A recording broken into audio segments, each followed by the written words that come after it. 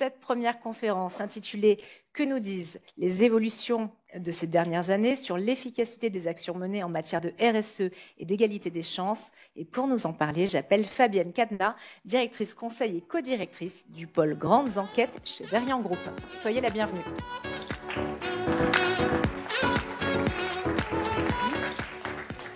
Merci, bonjour à tous. Alors, est-ce que je continue? Voilà, super.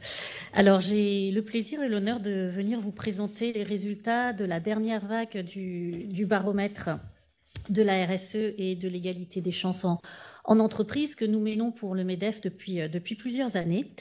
Cette année, il y a quelques nouveautés, puis il y a plein de résultats intéressants que je vais partager donc avec vous. Ah, voilà, je vois l'écran. Alors déjà, un petit rappel technique, c'est important hein, dans le cadre d'une étude. C'est donc une étude qui a été menée auprès d'un échantillon de salariés en entreprise du secteur privé de 16 ans et plus. Ils ont été interrogés au cours du mois de juillet dernier. Et on a d'abord un échantillon représentatif des salariés en entreprise de 20 salariés et plus. Alors, ces 1500 interviews, ça, c'est ce que j'ai appelé le pilier historique. Quand le MEDEF nous a demandé de mettre cette étude en place il y a plusieurs années, c'était vraiment le cœur d'intérêt pour le MEDEF. Cette année, ils se sont dit que ce serait quand même aussi intéressant de regarder les plus petites entreprises. Donc, on a un échantillon complémentaire. Donc, c'est vraiment la première fois qu'on les a interrogés cette année, de salariés en entreprise de moins de 20 salariés. Du coup, vous allez pouvoir avoir une vision globale hein, de 0 à plus de 1000 salariés. Et puis, on va regarder aussi la comparaison avec les années précédentes. Mais là, voilà, petit rappel méthodologique, on ne pourra le faire que sur les entreprises de 20 salariés et plus, puisque c'est là où nous avons notre historique. Donc, du coup, vous avez 1800 interviews en tout. Et, hop, voilà, je reviens en arrière, excusez-moi, parce que ça ne marche pas. Bon, donc, je vais vous le dire à l'oral.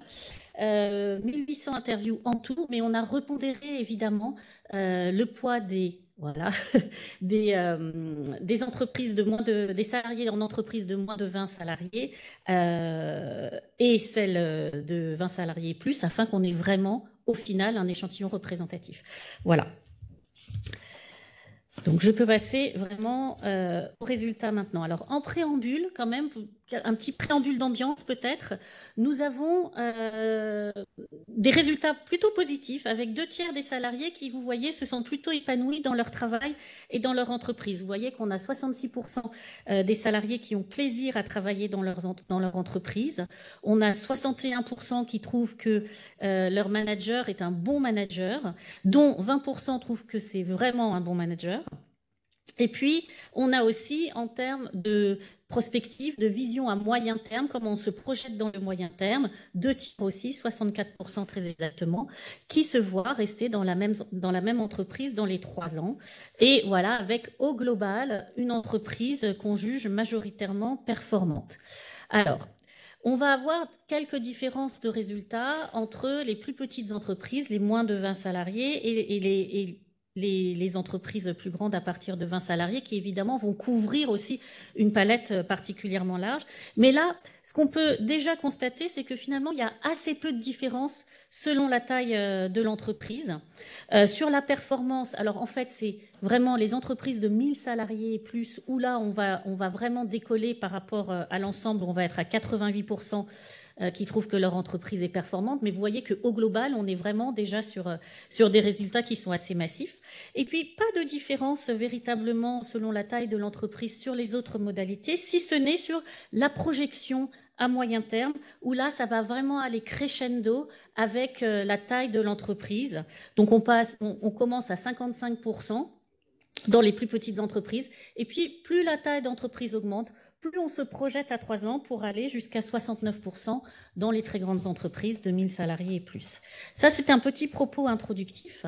Et nous allons maintenant parler des priorités d'entreprise telles qu'elles sont perçues par les salariés. Alors là, on arrive sur des graphiques un petit peu plus denses.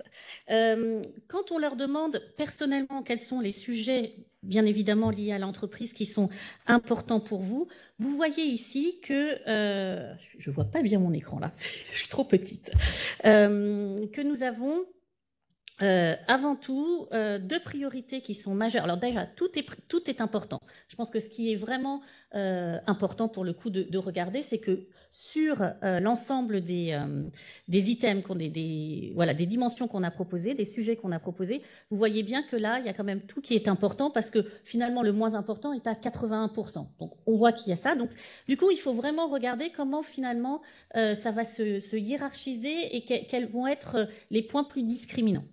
Et là, c'est le côté prioritaire qui va nous permettre de faire un petit peu la différence. Et on voit qu'il y a vraiment deux priorités majeures pour les salariés. C'est la santé et la sécurité au travail et la qualité de vie au travail avec, évidemment, alors on est à presque 100%, on est à plus de 9 sur 10 qui estiment que c'est important, mais vous voyez surtout qu'on est aux 3/4 qui nous disent que c'est prioritaire.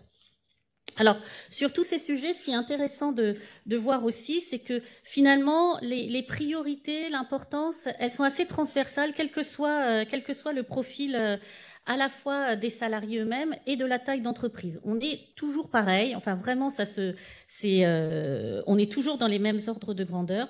On va avoir la qualité de vie au travail, l'égalité entre les femmes et les hommes en entreprise et l'égalité des chances en entreprise qui sont les deux sujets qui viennent en troisième et en quatrième position, qui vont être très importants aussi pour les hommes, plus pour les femmes, mais qui restent aussi très haut pour les hommes. Et puis, un point dont on parlera un petit peu plus tard aussi, qui est assez marquant, c'est le recrutement et le maintien dans l'emploi des plus de 50 ans, où là, sans surprise, c'est encore plus mentionné par les personnes qui sont les plus concernées, donc les 50 ans et plus. Alors, on a regardé les résultats pour vous, mais maintenant, on leur a posé la même question. Est-ce que ces sujets, en fait, sont importants pour votre entreprise? Alors, quand on regarde les résultats ici, la première chose qu'on va pouvoir observer, c'est que déjà, la hiérarchisation est sensiblement la même. On voit aussi qu'on est sur des pourcentages qui sont importants, voire très importants. Il y a toujours un écart. Il y a toujours un écart entre ce qui est important pour moi en tant que salarié, ce que je considère comme étant important pour mon entreprise. Mais on est sur quelque chose on est sur des écarts qui sont assez constants pour toutes les dimensions.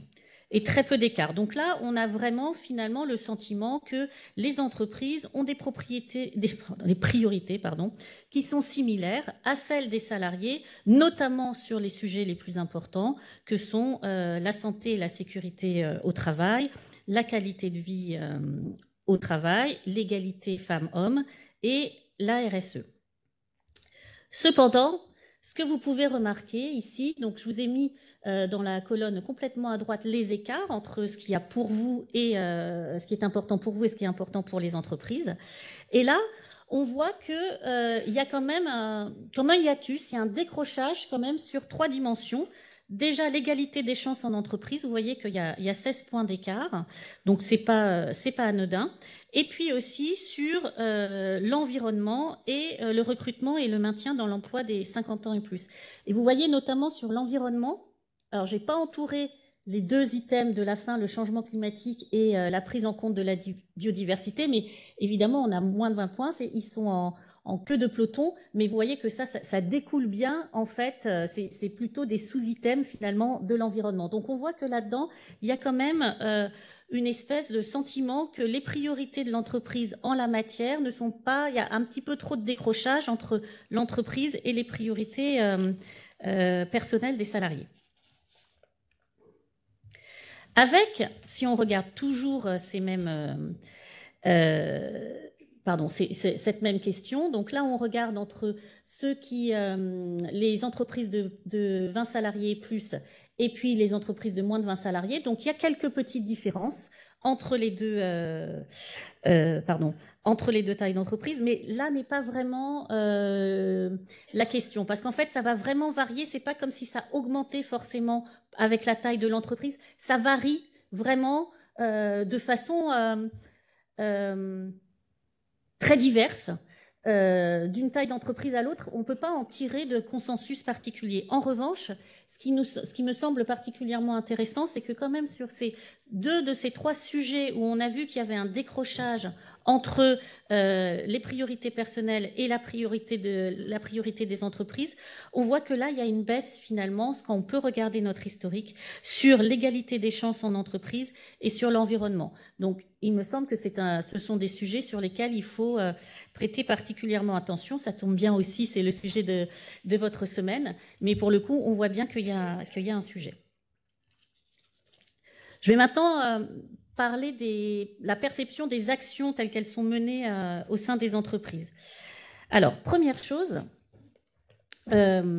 on leur a demandé, est-ce que vous savez s'il existe au sein de votre entreprise une mission, un service ou un poste consacré à ces différents sujets, donc la RSE, la transition écologique et la diversité et l'égalité des chances. Première chose qu'on voit, c'est que la visibilité aujourd'hui est plutôt insuffisante, elle est assez marginale. C'est la RSE qu'on va voir le plus, à 29%, mais vous voyez bien que là, ça veut dire qu'il y a une majorité qui considère qu'il n'y a pas d'équipe dédiée ou un poste dédié à ce sujet. Sur la transition écologique et la diversité et l'égalité des chances, on passe à 18 et à 17%. Ce qui est important aussi d'avoir en tête quand vous voyez ces résultats, c'est qu'en fait, il y a 2 autres modalités par rapport à ça. C'est est-ce qu'il existe? Oui, non et je ne sais pas. Et on voit qu'on a à peu près la moitié des salariés qui nous disent non, ça n'existe pas dans mon entreprise. Et puis on en a un quart à un tiers qui nous disent je n'en sais rien. Donc on voit bien que là, on est aussi sur un problème de visibilité des actions qui peuvent être menées au sein des entreprises. Avec ici, encore une fois, donc vous voyez, il y a toujours le comparatif entre les entreprises de moins de 20 salariés et les entreprises de 20 salariés et plus, où là, vous avez des différences. On voit bien que avec la taille de l'entreprise, et c'est notamment le cas pour la RSE et la transition écologique, en fait, on va aussi crescendo, plus la taille de l'entreprise augmente, plus on voit qu'il y a une mission qui est consacrée à ce poste-là. Pour autant, on voit bien que même dans les grandes entreprises où les chiffres sont plus élevés, la visibilité reste plutôt minoritaire. Donc, ce sont des sujets qui, je pense, sont transversaux à l'ensemble des entreprises, probablement où les grandes entreprises sont plus avancées, où les plus petites entreprises ont plus de travail. Néanmoins, même dans les grandes entreprises, il y a encore du chemin à parcourir.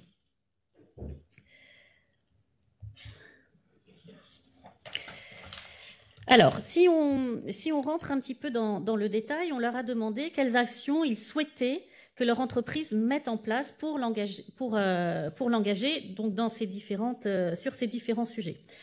Alors, première chose, c'est que ce qu'on va voir, c'est que quelle que soit la mission, il y a des difficultés pour les salariés à se positionner sur ces différents sujets qu'on leur a proposés. Mais là, on leur demande en fait quelque part aussi de se poser en expert. Quelles sont les actions que vous souhaitez que votre entreprise mène?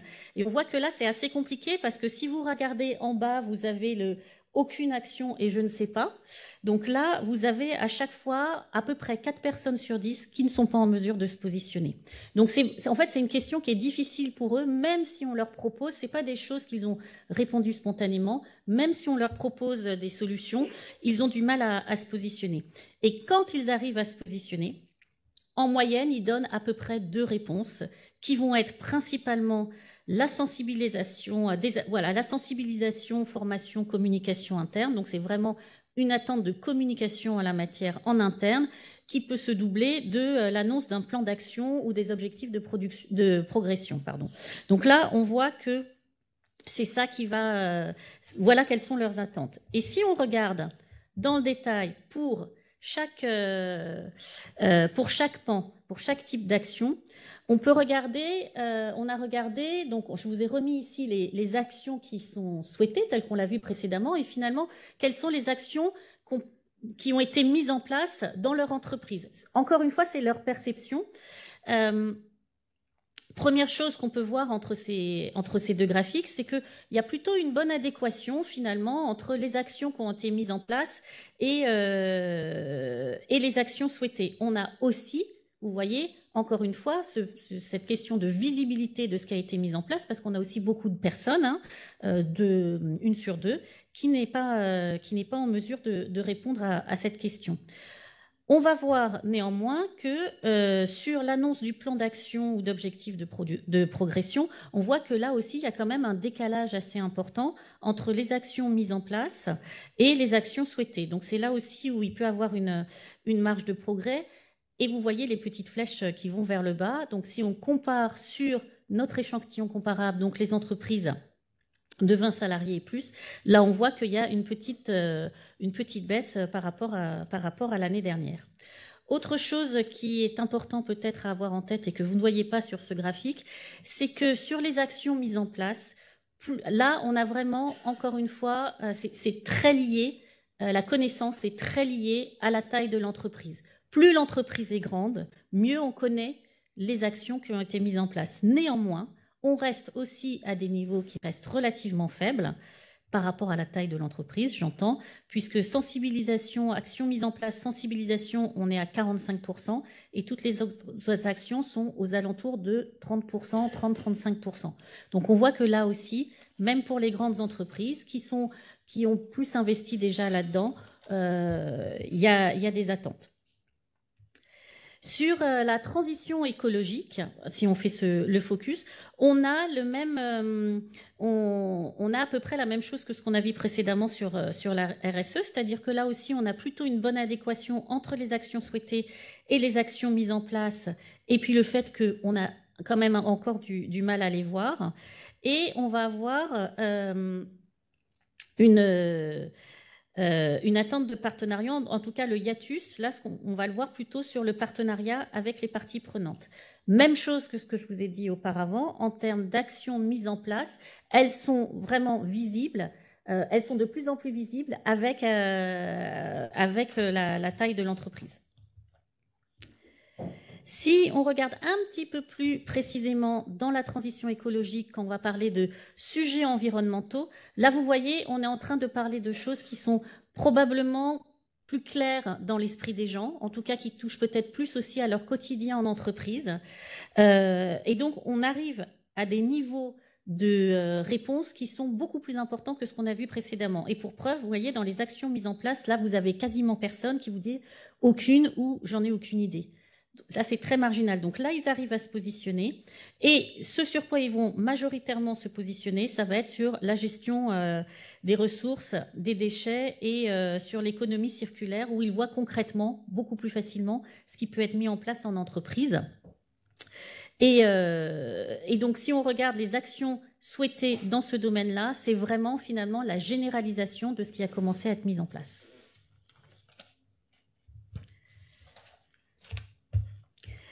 Sur la diversité et l'égalité des chances, on a là des écarts quand même qu'on peut observer sur les accords de branche et d'entreprise et l'annonce d'un plan d'action des objectifs de progression, où là on voit bien qu'on a des attentes qui sont relativement importantes par rapport à ce qui a été mis en place. Donc c'est là où il y a besoin de plus de visibilité.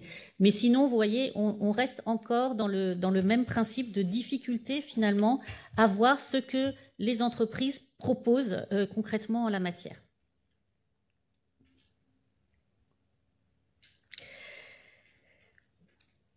Une fois qu'on a vu ça, on leur a demandé, bon, bah, il y a des actions qui ont été mises en place ou qui sont prévues dans votre entreprise, est-ce que vous les jugez efficaces? Alors, elles sont jugées efficaces, oui, à 60% à peu près, vous voyez, c'est assez transversal, quel que soit le sujet. C'est bien. Ça reste améliorable parce que ça veut dire aussi que vous avez l'autre pendant qui ne la juge pas efficace ou que c'est trop tôt ou qu'ils ne peuvent pas se positionner. Donc on voit qu'il y a une marge de progression, donc ça peut s'intensifier. L'autre marge de progression, elle se situe aussi sur le degré d'efficacité, parce qu'on leur a demandé est-ce que vous les jugez très efficaces, plutôt efficaces, pas vraiment efficaces. Et donc dans notre efficace, elles sont très ou assez efficaces, et en fait elles sont assez peu très efficaces. C'est plutôt autour de 5-6% qui les jugent très efficaces. c'est pas forcément qu'elles ne le sont pas, c'est aussi probablement lié à cette question de visibilité des actions en entreprise. Donc probablement, en visibilisant mieux ces actions-là, on va gagner aussi en qualité de perception des actions. Et puis, si on regarde, vous voyez que là, il y a très peu de différence aussi entre les plus petites entreprises et les plus grandes entreprises. Et d'ailleurs, finalement, on a regardé dans le détail, il n'y a vraiment pas, autant je vous disais tout à l'heure, ça a augmenté la connaissance des actions mises en place, elles augmentaient crescendo avec la taille de l'entreprise. Là, ce n'est pas le cas. Ça reste vraiment très stable, on est toujours dans les mêmes ordres de grandeur. Et petit point quand même d'alerte, sur les entreprises sur lesquelles on peut avoir un historique, on voit que les actions RSE, aujourd'hui, quand on sait qu'il y en a, eh ben elles sont jugées moins efficaces qu'elles ne l'étaient l'année dernière. En tout cas, les gens sont moins nombreux à les juger efficaces que l'année dernière. On leur demande aussi pourquoi ces actions qui sont mises en place en matière de RSE, d'environnement ou de diversité et d'inclusion, à quels enjeux répondent-elles? Et ce qu'on voit là, c'est que ils ont aussi, les salariés ont aussi du mal à se positionner. Il n'y a pas de consensus. Pour eux, c'est tout autant finalement un enjeu d'image, de communication qu'une obligation légale, ou encore, ou alors vraiment le fait que l'entreprise a véritablement envie de s'engager sur ces valeurs. Donc vous voyez que là, c'est très partagé. Ils ont pu donner plusieurs réponses, hein. Mais vous voyez que là, il y a rien qui ressort véritablement. Donc c'est assez intéressant de voir que là-dessus, il y a encore des questions qui se posent sur ce qui va motiver véritablement la mise en place de ces actions, encore une fois probablement parce qu'il y a aussi un manque de visibilité et qu'on ne sait pas assez en fait au sein de l'entreprise ce qui va pouvoir motiver tout ça. Point aussi important à avoir en tête, c'est les très grandes entreprises, donc de 1000 salariés et plus, où on est peut-être le plus perplexe, je dirais, sur ce qui va motiver ces actions, puisque sur l'enjeu d'image et de communication, on est à plus de la moitié en général, qui vont vous dire que c'est pour ça qu'on le met en place, et on est autour de la moitié en ce qui concerne l'obligation légale. Voilà. Parlons maintenant des valeurs, plus en détail peut-être des valeurs de l'entreprise. Alors, on a vu qu'on avait une méconnaissance des actions en termes de RSE, d'environnement et de diversité et d'inclusion. Quand on va peut-être plus largement sur est-ce que vous connaissez les valeurs affichées par votre entreprise, on voit bien que là aussi, on est à moins de la moitié des salariés qui disent oui, moi je les connais ces valeurs. Alors, et là, ça va aussi aller crescendo. On connaît de mieux en mieux les valeurs, plus la taille de l'entreprise augmente. Néanmoins, si les entreprises de 1000 salariés et plus, c'est 53%. Donc c'est mieux. C'est mieux que les 30% de moins de 20 salariés, mais ça reste à peu près la moitié. Donc il y a toute une moitié qui ne les connaît pas, ces valeurs. Et ce qu'on peut aussi regarder, ce qu'on peut voir là, c'est qu'on a quand même aussi une baisse de 12 points par rapport à l'année dernière. Donc, il y a une visibilité aussi des valeurs qui est probablement en avant, et notamment parce que finalement, quand ils connaissent les valeurs et qu'on leur demande « mais est-ce que vous êtes d'accord avec ces valeurs ?» vous voyez que là, majoritairement, c'est une écrasante majorité qui va vous dire « bah oui, je suis d'accord avec ces valeurs », dont 26% tout à fait, et en plus, l'année dernière, on était à 88%, et là, sur les entreprises de 20 salariés plus, on passe à 92%. Donc on voit qu'on a cette progression-là en termes de perception de la qualité de ces valeurs. Il n'y a pas, c'est transversal à toutes les tailles d'entreprise. Donc là, c'est quand même intéressant de se dire que cette connaissance des valeurs, elle est vraiment utile à nourrir parce qu'elle va permettre aussi d'alimenter ce sentiment d'appartenance, voire de fierté d'entreprise. Alors, on a posé d'autres questions sur l'utilité sociale que j'ai trouvées particulièrement intéressantes parce que finalement, il y a un salarié sur 3 qui déclare que leur entreprise s'est aussi donné un rôle sociétal au-delà des seuls enjeux de prospérité économique. Là encore, le pendant, c'est pas que du non. Alors, il y a 42% qui vous disent non, mais il y en a 28% qui vous disent je n'en ai aucune idée. Donc là encore, ce sont des choses probablement à travailler. On voit aussi que bon, ça augmente avec la taille de l'entreprise, mais on reste à chaque fois minoritaire. Et pourtant, on voit que finalement, il y a quand même 61% qui pensent que l'entreprise a un impact positif sur la société, quelle que soit la taille de l'entreprise d'ailleurs. Et ça, c'est intéressant parce que ça montre que finalement, c'est pas seulement la posture institutionnelle ne va pas non plus dicter de ce qu'on pense de l'engagement sociétal de l'entreprise. Mais il faut les deux. Et donc, on a le sentiment que, hop, je passe au suivant, voilà, que l'entreprise a quand même un impact sur la société important, et ça, quel que soit le plan social, le plan environnemental ou le plan de la gouvernance. Je ne vais pas rentrer dans le détail des items, je pense que vous les voyez. Mais ce qu'on voit, c'est qu'ils sont encore une fois, alors ils sont plus en mesure de se positionner que ce qu'on a vu auparavant. Et puis aussi, ce qui est intéressant de voir, c'est que là encore une fois, plus la taille de l'entreprise augmente, plus on a de la visibilité sur cet impact. Avec peut-être un petit point que j'aimerais souligner, c'est dans le social, le renforcement du lien social et du réseau professionnel. Pour une fois, ce sont les plus petites entreprises où c'est plus positif. Donc, sur les plus petites entreprises, ils sont à 39%, et à partir de 20 salariés et plus, on est plutôt à 32%, et ça va baisser en fait avec la taille de l'entreprise. Donc, c'est le point sur lequel il y a une différence. Si nous passons à l'égalité des chances, diversité et inclusion, je suis encore dans les temps, hein, c'est bon, oui. Donc là, on leur a demandé quels sont les éléments sur lesquels les entreprises devraient agir pour faire évoluer les mentalités. 2 priorités d'action très nettes, l'égalité entre les femmes et les hommes et l'égalité salariale, et puis qui vont être suivies par l'équilibre vie pro, vie perso et l'âge. Alors, ce qui est intéressant, je trouve, quand on voit ce graphique, c'est que là, évidemment, on vous a montré les résultats selon les hommes et les femmes. On voit que chez les femmes, les premières dimensions, donc les 3 premières dimensions, l'égalité entre les femmes et les hommes, l'égalité salariale et l'équilibre vie pro, vie professionnelle, est plus prégnant chez les femmes. Néanmoins, c'est aussi les plus importantes pour les hommes. Donc, elles vont le citer plus souvent, mais ça reste aussi les 3 priorités, les 3 premières priorités pour les hommes. Donc, voilà, il n'y a pas un tel écart finalement.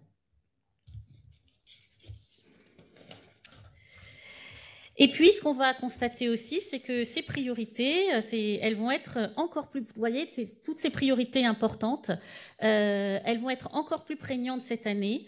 Ce sont des sujets qui montent encore dans l'esprit des gens.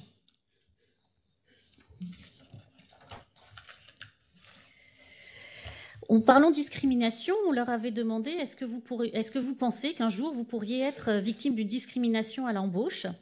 Alors aujourd'hui, on est quand même à 1 personne sur 2 qui pense que oui, c'est possible. Et ça reste modéré, c'est possible, certainement ça m'arrivera, c'est 13%. Néanmoins, on voit qu'on est quand même sur une crainte importante, hein, 1 personne sur 2 qui vous dit que demain je risque d'être discriminée à l'embauche, c'est pas rien. C'est quand même en baisse un petit peu par rapport à l'année dernière, mais on reste dans des proportions, je trouve, assez importantes. Et la première crainte de discrimination à l'embauche, aujourd'hui, c'est l'âge. Donc, tous ceux qui vous disent, donc les 48% qui vous disent, ben, moi, je crains d'être discriminé à l'embauche un jour, ça peut m'arriver, la moitié d'entre eux vont vous dire, je pense que je serai discriminé à cause de mon âge. Les 50 ans et plus, ça monte à 81%. Hein. Donc, c'est pas rien. Et en fait, si on replace tout ça peut-être dans le contexte global, ce que ça veut dire, c'est qu'en fait, vous avez 1/4 des salariés, aujourd'hui sur l'ensemble des salariés, qui craignent, qui pensent qu'un jour, ils pourraient être victimes de discrimination à l'embauche à cause de leur âge. Si on regarde la même question, mais en disant, et au sein de votre entreprise, dans l'entreprise dans laquelle vous êtes installé aujourd'hui. Est-ce que vous craignez un jour d'être victime d'une discrimination? Alors là, ça baisse beaucoup. Hein, on passe quand même de 48 à 28%, donc ça baisse beaucoup. Néanmoins, ça reste un quart. Donc, et on va être encore, la première cause, la première crainte de discrimination dans son entreprise, c'est son âge. Ça revient à 11% des salariés actuels qui se disent que demain, ils pourraient être discriminés à cause de leur âge dans leur propre entreprise. Si on parle de diversité au sein de l'entreprise, aujourd'hui, les résultats, franchement, sont plutôt bons, puisque les salariés ont le sentiment que leur société, enfin leur entreprise, la diversité de la société est plutôt bien représentée dans leur entreprise, un petit peu moins dans les plus petites entreprises, un peu plus dans les plus grandes entreprises, mais vous voyez, on reste quand même à des taux assez importants. Et on est stable par rapport aux années précédentes. Si on a... Hop, voilà. On a aussi abordé la question des comportements extrêmes au travail. Donc, il y a une question aussi historique, hein, celle-ci. Et on leur demande, est-ce que vous avez été confronté à des comportements que vous trouviez extrêmes au sein de votre travail? Et là, vous voyez qu'on est quand même à un tiers des personnes, des salariés qui disent que oui, c'est un petit peu en baisse par rapport à l'année dernière. Et c'est un petit peu plus marqué auprès des jeunes, puisque là, on est à 39%. Après, quand on regarde le détail des comportements extrêmes auxquels ils disent avoir été confrontés, vous voyez que c'est quand même assez varié. Je ne vais pas rentrer forcément dans le détail. Et quand on leur demande, si on reprend ces comportements extrêmes et on leur demande si vous êtes confrontés à ça, comment est-ce que vous réagissez? Et là, on voit très très bien, alors il y a beaucoup de chiffres, mais ce qui est important d'avoir en tête, c'est de se dire qu'il n'y a pas de consensus. En fait, on voit que finalement, quel que soit le type de comportement auquel on est confronté, on va avoir une partie qui se dit bon bah je vais en parler, soit à mon manager, soit à des collègues. Une autre partie qui va vous dire je vais dire à la personne d'être un peu plus discrète parce que ça regarde personne d'autre, il vaut mieux qu'elle n'en parle pas. Ou alors je suis complètement indifférent à ce genre de discours. Donc vous voyez que là il y a vraiment pas y a vraiment pas de consensus. Si on regarde l'évolution de l'organisation et des conditions de travail, on a posé plusieurs questions sur différentes modalités d'organisation, télétravail, flex-office, semaine de 4 jours et mécénat de compétences. Et on leur a demandé, est-ce que vous y avez accès aujourd'hui? Est-ce que vous aimeriez y avoir accès? Et est-ce que vous en êtes satisfait si vous y avez déjà accès? Et là, ce qui est intéressant, vous voyez tous les chiffres là, c'est qu'il y a vraiment 2 nouvelles modalités d'organisation de travail qui sont vraiment attractives. Le télétravail, on va y revenir par la suite, qui fonctionne bien, dont on est satisfait. Intéressant quand même, aujourd'hui, 43% des salariés y ont accès. Il y en a 2 tiers parmi ceux-là qui ont recours, 1 tiers qui n'y ont pas recours. Et puis, on a quand même aussi 21% dans l'ensemble des salariés qui n'y ont pas accès, qui aimeraient y avoir accès. Donc, on voit bien que c'est attractif, d'autant que la plupart du temps, ils en sont satisfaits et même, c'est 88% de satisfaits, c'est 43% de très satisfaits. Donc, on est vraiment sur un plébiscite du télétravail. Et puis, la semaine de 4 jours, qui aujourd'hui a un accès très marginal, puisqu'il n'y a que 9% qui ont accès. Néanmoins, on a un taux de satisfaction qui est très important, à 93% des personnes qui peuvent avoir la semaine de 4 jours qui en sont satisfaites, dont 56% qui en sont très satisfaites. Alors, on va mettre quand même un petit warning. C'est ceux qui sont insatisfaits, il n'y en a pas beaucoup, mais ceux qui sont insatisfaits, eux, ils vont dire attention sur l'amplitude horaire et le fait de devoir tout mettre en 4 jours, finalement, ça peut conduire à une surcharge de travail. Ici, on leur a demandé comment est-ce qu'ils percevaient l'évolution de leurs conditions de travail sur tous les aspects que vous voyez au cours des 2 dernières années.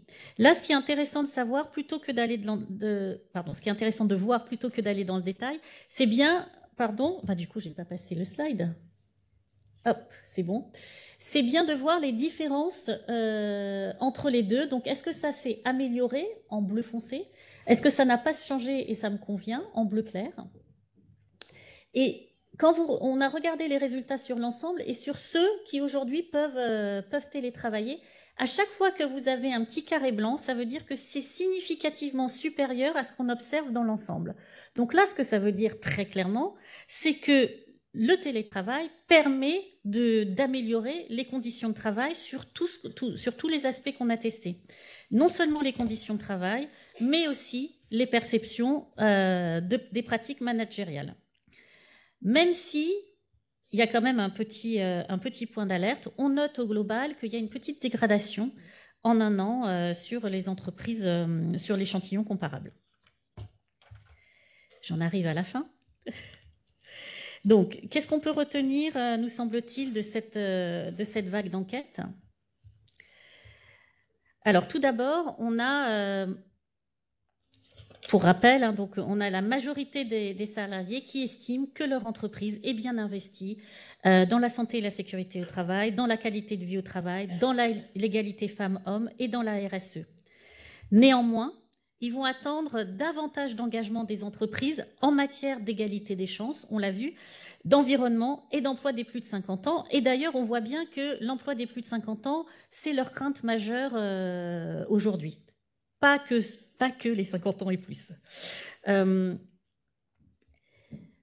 Et puis, si on regarde dans le détail des actions qui ont été menées ou les attentes qu'on peut avoir, aujourd'hui, en fait, on voit que les salariés ont peu de connaissances ou pas assez connaissances des actions qui sont menées par leur entreprise en matière de RSE, de transition écologique, de diversité, d'inclusion et d'égalité des chances. Et donc, c'est bien pour ça que vous voyez bien que les demandes qu'ils expriment sont celles de plus de communication en interne, sur ce qu'on a l'intention de faire, sur ce qu'on fait et de décliner les plans d'action et de bien les communiquer.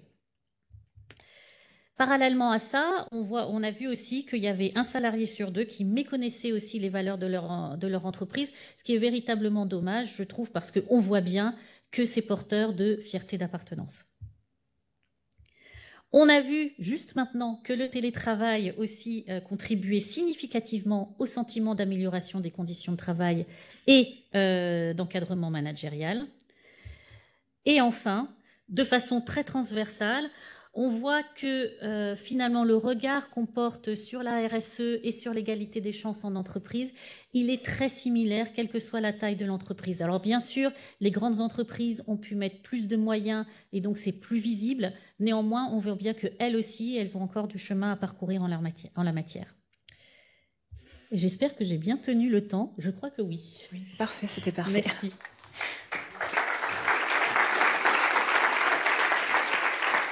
Merci Fabienne, vous restez avec nous.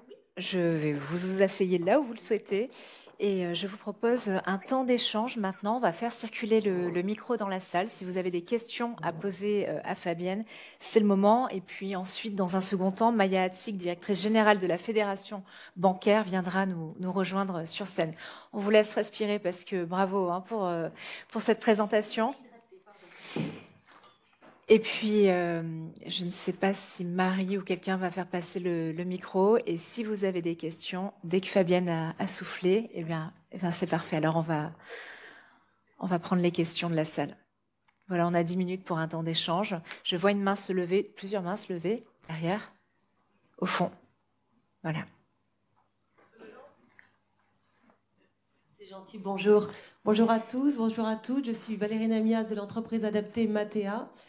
J'ai une question qui n'est pas nécessairement sur l'inclusion du handicap, on n'en a pas tellement parlé, mais sur les plus de 50 ans.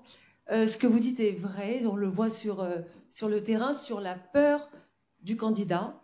En revanche, ce qui est intéressant, c'est que si un quart des personnes ont cette peur, on sait qu'on va tous arriver aux 50 ans, c'est mon cas d'ailleurs, mais on y arrive tous et toutes. Comment ça se fait que cette peur, elle ne se transforme pas en quelque chose de bénéfique et de positif, de se dire... On sait très bien quelles sont les capacités, les compétences de personnes de plus de 50 ans. Et quand je dis 50 ans, c'est 55, c'est 60, c'est 65. On ne rentre pas dans le sujet des retraites, mais pour ceux qui souhaitent travailler, on voit que des gens autour de nous sont extrêmement compétents et même on peut profiter de toute cette expérience et de tout ce qu'ils ont apporté.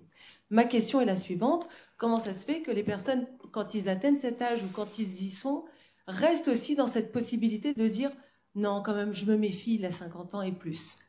Et là, je me rends compte quand nous sommes un cabinet de recrutement, on propose des personnes de plus de 50 ans qui ont toutes les compétences et qu'on voit autour de nous des RH qui ont plus de 50 ans qui disent non, je ne suis pas sûre, je ne prends pas CV. Alors j'entends bien que l'entreprise, des fois, leur dit on ne veut pas, mais ce serait peut-être à la personne de pousser l'entreprise. Enfin, voilà. Ma question est un peu plus large, mais voilà, comment ça se fait que ça bloque encore et que ça coince, au niveau en tout cas mental? Vous me posez une question difficile parce que bon, je n'ai pas interrogé les gens sur ce point-là en particulier, mais j'entends ce que vous dites. Je pense que, alors je vais vous faire une réponse personnelle, étant moi-même dans cette catégorie. On voit autour de nous très souvent, enfin moi je l'ai vu très souvent, des gens de 50 ans et plus à qui qu'on a remercié en fait. Et je pense que dans le vécu personnel des gens, il y a ça, il y a des exemples très concrets de remerciements en entreprise. Et on a aussi les personnes en général de 50 ans et plus qui vont chercher du travail, sont elles-mêmes, en fait, sont parties de leur entreprise de façon plus ou moins volontaire. Donc elles voient aussi ça. Donc pour moi, je comprends tout à fait cette crainte parce que s'ils l'ont pas vécu eux-mêmes, en tout cas, ils ont des personnes dans leur entourage qui l'ont vécu. Voilà. C'est pas une question étude, hein, pardon, mais c'est ce que. Y a-t-il d'autres questions dans la salle? Oui. Bonjour à tous. Je suis Guillaume Baugin, je représente ici la PHPP et la RDDS. Alors je vais développer le signe, qui est un petit peu plus long que les lettres. La PHPP, c'est l'Association nationale pour la prise en compte du handicap dans les politiques publiques et privées. Et la RDDS, c'est l'Association nationale pour la rééducation et la défense des devenus sourds, dont je fais un petit peu partie. Alors d'abord, je voulais vous remercier très vivement pour avoir mis un sous-titrage à l'écran, parce que c'est extraordinairement rare d'avoir des colloques où on pense à mettre des sous-titrages. Et là, j'ai pu suivre l'intégralité de vos explications, ce que je n'aurais pas pu faire autrement. J'ai basculé dans le monde des personnes en situation de handicap il y a quelques années. J'ai connu les deux mondes. Je ne vous cache pas que c'est une horreur. Et dans l'entreprise, c'est pas mieux, c'est même pire. Moi, j'ai vécu gentiment une placardisation au moment où je suis passé d'un monde à l'autre monde. Et donc, je voulais vous poser une question. On a fini les Jeux Olympiques, on a parlé de révolution du handicap. C'est très gentil, ça ne mange pas de pain. Mais est-ce que ça ne va pas retomber comme un soufflet, tout simplement après? Parce que si on prend simplement l'embauche, un jeune qui arrive avec un handicap visuel ou mental, léger, ou plus profond, ou même un sourd, ou une personne qui arrive avec une difficulté particulière qui est perçue par l'employeur, diplômé, avec des beaux diplômes, un joli parcours, et puis il se retrouve le lendemain avec une personne qui n'a aucune différence, le même genre de diplôme. Qu'est-ce qui va se passer? Est-ce qu'on va être plus bienveillant demain qu'hier? Parce qu'il y a quand même le double de personnes en situation de handicap qui sont au chômage. Et là, ça pose quand même un problème par rapport à l'égalité des chances. Merci pour cette question qui est fondamentale. Fabienne, si vous avez quelques éléments de réponse. Mais en fait, je suis entièrement d'accord avec vous, monsieur. Il n'y a pas de souci là-dessus. Mais moi, je travaille chez Verian, j'interroge les gens et je restitue leur opinion. Le côté politique en entreprise, c'est pas moi. Je suis désolée. Donc, je peux pas vous répondre là-dessus, mais peut-être que quelqu'un d'autre peut. On va voir. Je vais demander justement à Maya Attic qui vient d'arriver. Vous êtes directrice générale de la Fédération bancaire française et membre du conseil exécutif du MEDEF. Vous pouvez nous rejoindre. Et puis, on va continuer ce temps d'échange et de partage. Voilà. Soyez la bienvenue. Voilà. Voilà, donc on est sur un temps de questions. Vous vous asseyez là, vous le souhaitez. Sentez-vous à l'aise. Et puis alors, s'il y a d'autres questions dans la salle, on en profite. Voilà. Peut-être faire circuler le... Bonjour, vous m'entendez? Oui. Bonjour, Christelle Thomas. Je travaille pour les écoles d'ingénieurs Télécom Paris, Institut Polytechnique, sur les questions d'inclusion, de diversité et d'ouverture sociale. Et en matière d'égalité des chances, j'ai une question à vous poser. Donc c'est évidemment très, très intéressant et je vous en remercie de ce baromètre et de cette présentation. Mais quelles sont, selon vous, les initiatives qui fonctionnent le mieux dans un environnement qui reste néanmoins assez serré, assez difficile à faire bouger et où l'inertie est quand même assez constatée de toutes parts? Est-ce que vous avez des idées en la matière ou des recommandations à partager? C'est Mayatik, peut-être, je ne sais pas. Alors, merci.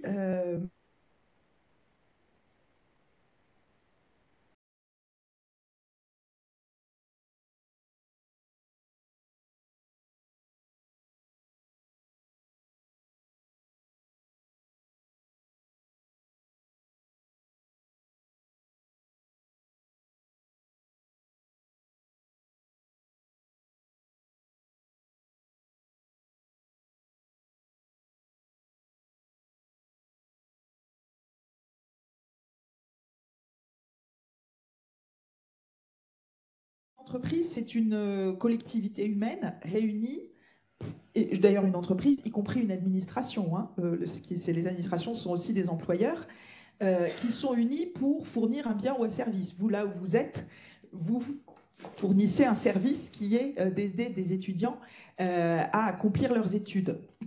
Et donc, ajouter à cette dimension de rendre un service ou produire un bien, quelque chose qui est d'ajouter finalement un facteur qui paraît extra-entreprise, mais qui est justement de maximiser l'impact qu'on a sur la société, bah, c'est un effort supplémentaire à demander à tout le monde. Et en fait, quand les dirigeants réalisent que ça fait partie à la fois des aspirations d'une bonne partie de leurs salariés et que c'est aussi un élément de motivation pour eux qui les amène à améliorer l'énergie collective au travail, ça débloque les idées, ça débloque les initiatives. Et ça peut donner envie de dire, bah, tiens, on va tester telle chose, on va fêter. Je ne sais pas, moi, on va sur la semaine LGBT, on va afficher des sujets sur ce thème, alors qu'on n'aurait pas forcément osé le faire en tant que dirigeant spontanément. Voilà. Donc moi, je crois quand même beaucoup à la boîte à idées, en fait, ou au fait que quand l'un des salariés explique que c'est important pour lui, ou qu'il a envie que l'entreprise s'engage là, ben ça fait bouger. Voilà. Ensuite, il y a quand même énormément de ressources. Celle du MEDEF, c'est pas seulement pour les adhérents du MEDEF, il y en a beaucoup qui sont destinés à tous, des guides, ce livre Recettes humaines, et donc qui donne beaucoup d'exemples d'initiatives, et ça permet de dire, bah, écoutez, pour moi, ce sujet-là est important, je reprends l'exemple LGBT, mais un parmi d'autres, ou bien l'inclusion, comme le disait monsieur, hein, des personnes devenues sourdes, bah, ça s'est fait ailleurs, voilà ce qui s'est fait. Est-ce qu'on peut l'adapter dans l'entreprise? Est-ce qu'on peut le tester? Voilà. Merci pour votre réponse.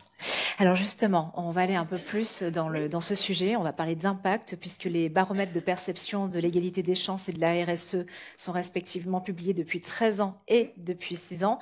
Est-ce que vous pouvez nous dire comment ces livrables nourrissent justement les travaux du MEDEF et des employeurs depuis toutes ces années déjà maintenant? Oui, merci beaucoup. Alors, le MEDEF, c'est une organisation patronale, hein, et dans la façon dont elle rend service à ses adhérents, il y a l'idée que l'entrepreneur ne doit jamais se sentir seul.